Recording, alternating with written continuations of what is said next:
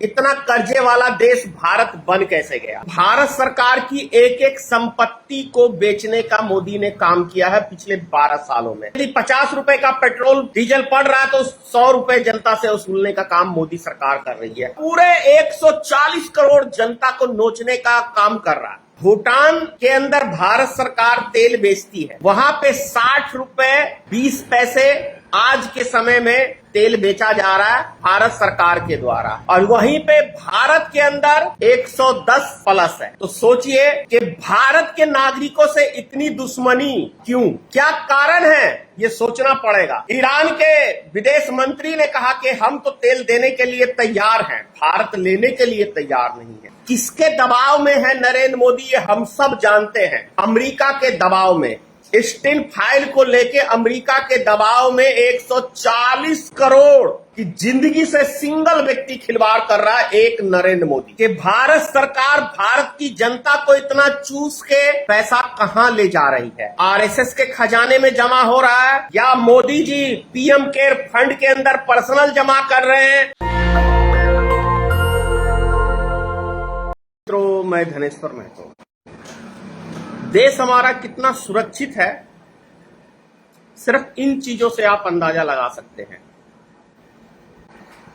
World का, दुनिया का सबसे बड़ा कर्जे वाला देश नरेंद्र मोदी जी ने बना दिया है भारत को। सोचने की बात यह है कि इस कर्जा को भारत सरकार चुकाएगी और वो कैसे चुकाएगी, ये सबसे बड़ा प्रश्न है। कि आखिरकार जब से मोदी जी बैठे हैं गद्दी के ऊपर, सिर्फ एक काम किया है, वर्ल्ड बैंक से कर्जा लेने का। क्योंकि 12 साल पहले 55 लाख करोड़ रुपया भारत के ऊपर कर्जा था कुल मिला के, और आज के समय के अंदर ये संख्या 2,55 लाख करोड़ के करीब पहुंच गया, यानी 200 गुना कर्जा मोदी सरकार ने लिया।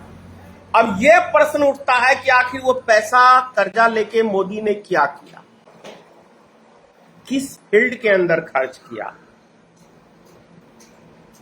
भाई, भारत की तो अगर देखें आप तो भारत सरकार की एक एक संपत्ति को बेचने का मोदी ने काम किया है पिछले 12 सालों में।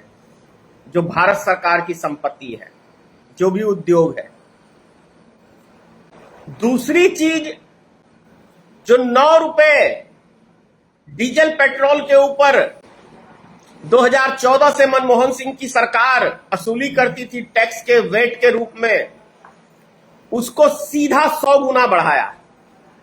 यानी यदि 50 रुपए का पेट्रोल डीजल पड़ रहा है तो 100 रुपए जनता से वसूलने का काम मोदी सरकार कर रही है। आखिर सोचिए, 50 रुपया 1 लीटर पेट्रोल पे बचता है। डेली की खपत आप सोचिए कि भारत में कितनी है और कितना पैसा भारत सरकार को कमाई हो रहा है, ये किसके खजाने में जा रहा है और कहां पैसा यूज हो रहा है? भूटान के अंदर भारत सरकार तेल बेचती है, वहां पे 60 रुपए 20 पैसे आज के समय में तेल बेचा जा रहा है भारत सरकार के द्वारा, और वहीं पे भारत के अंदर 110 प्लस है। तो सोचिए कि भारत के नागरिकों से इतनी दुश्मनी क्यों? क्या कारण है? ये सोचना पड़ेगा कि भारत सरकार भारत की जनता को इतना चूस के पैसा कहां ले जा रही है? आरएसएस के खजाने में जमा हो रहा है, गौतम अडानी के खजाने में जमा हो रहा है, या रिलायंस कंपनी के खजाने में, मुकेश अंबानी के खजाने में जमा हो रहा है, या Modi ji PM care fund के अंदर पर्सनल जमा कर रहे हैं, या भारत सरकार के खजाने में जमा है? तो फिर ये इतना कर्जे वाला देश भारत बन कैसे गया? ये सोचने का विषय है। तो आखिर मोदी जी ने एक भाषण दिया था, आप सबको याद होगा, कि भाई मेरा क्या है, मैं तो झोला उठा के फरार हो जाऊंगा। यानी कि जब सिस्टम सारा इनके कंट्रोल से बाहर हो जाएगा तो ये विदेश शिफ्ट हो जाएंगे।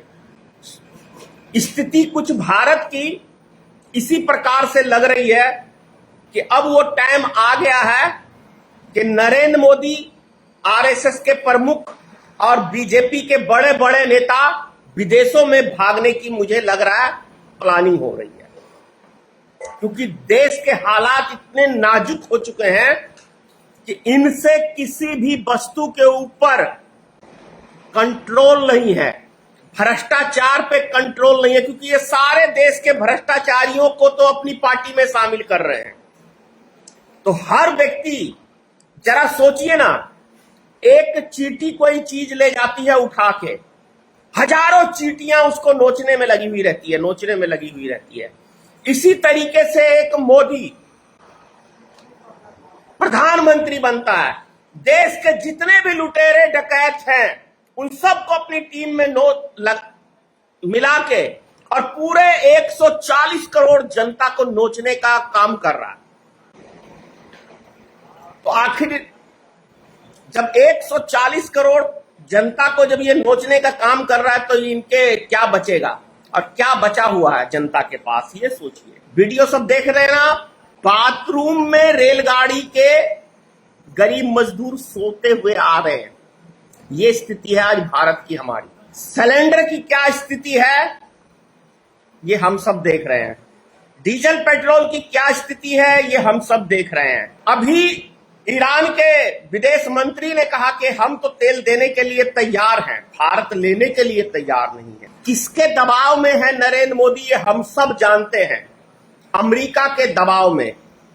स्टील फाइल को लेके अमेरिका के दबाव में 140 करोड़ की जिंदगी से सिंगल व्यक्ति खिलवाड़ कर रहा है, एक नरेंद्र मोदी। जरा सोचिए, शायद इससे बड़ा गाली दूंगा तो अनभक्त और बहुत सारे आदमी कहेंगे कि सम्माननीय पोस्ट वाले व्यक्ति को आप गाली देते हैं। वास्तव में ये सम्माननीय व्यक्ति है क्या? मैं आप ही लोग से पूछता हूं, किसने अधिकार दिया है नरेंद्र मोदी को कि 140 करोड़ जनता के भविष्य से आप खिलवाड़ कर सके? तो सोचिए आपने किस व्यक्ति को इस देश की गद्दी पे बिठाया है, ये सोचने का विषय है।